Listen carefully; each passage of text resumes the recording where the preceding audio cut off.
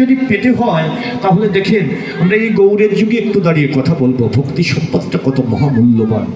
আর ভক্তি সম্পদটা পাবো, এই সম্পদটা কোথায় আছে, লুকিয়ে আছে সেই মানুষটার কাছে, সেই মানুষটার চরণে যদি একবার আশ্রিত না হই তাহলে ভক্তি সম্পদটা লাভ করা সম্ভব নয়।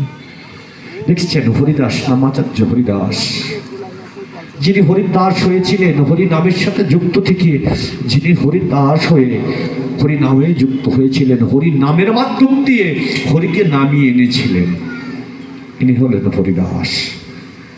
এই হরিদাস যখন আঘাত পেয়েছিলেন, তার একটু মধ্য জীবনের কথা বলবো। যখন পান্ডুয়া নগরে বাজিবাজারে বেত্রাঘাত করা হয়, যখন অনেক বাজিবাজারে বেত্রাঘাতের পরেও যখন না মারা যায়, তখন কি করেছিলেন জানেন? যারা মেরেছিলেন তাদের জন্য বলেছিলেন যে হরিদাস, তুমি যদি না মারো আমাদের বেতনটা বন্ধ হয়ে যাবে, না হলে রাজা আমাদেরকে মৃত্যুদণ্ড দেবে। তখন বলেছিলেন যে না ভাই, আমাকে মেরে যদি তোরা যদি বেতন পাস তাহলে নে না, আমাকে মেরে নে। তখন মৃত্যুবাদ অবস্থায় কিন্তু তিনি ছিলেন। এই হরিদাসের সান্নিধ্যে যখন এসেছিলেন কত দরদি, কিন্তু আমার গৌরসুন্দর এই হরিদাসকে বলেছিলেন, হরিদাস তোমাকে যেতে হবে, আমি তো বিজয় নাম প্রচার, দেখেন আমরা ভাগবত প্রচার করতে যাচ্ছি, কিন্তু শাস্ত্র অনুসারে